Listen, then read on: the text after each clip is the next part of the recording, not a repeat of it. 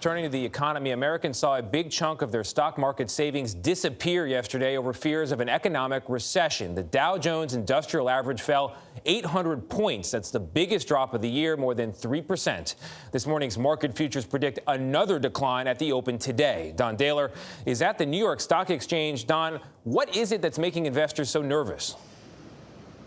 Hey, good morning. Well, it's something called an inverted yield curve, and the bond market hasn't seen this since before the Great Recession in 2007.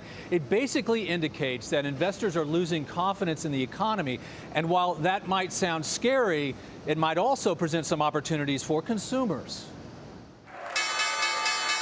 The closing bell on Wall Street was a sour note for investors Wednesday, as a key indicator in the bond market signaled a recession could be on its way. CBS News business analyst Jill Schlesinger. What investors are telling us is that they're quite uncertain about the future. They're worried about what stocks are going to do in the future. They're worried about what the economy is going to do in the future. For the first time in more than a decade, the yield for the 10-year bond dipped below the yield for the 2-year bond. That means investors are more willing to bet on the short-term economy than the outlook for the long term. So an inverted yield curve can be a signal that things will slow down in the future and has often been a sign of recession. The Fed moved, in my opinion, far too early and far too severely. President Trump has been quick to blame the Federal Reserve's actions on interest rates, tweeting crazy inverted yield curve. We should easily be reaping big rewards and gains, but the Fed is holding us back.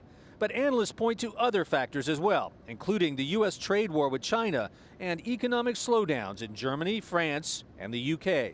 Now the question is, how quickly will the Federal Reserve act to stave off further slowdowns, or when the president and the administration will sit down with China and remove this cloud of uncertainty?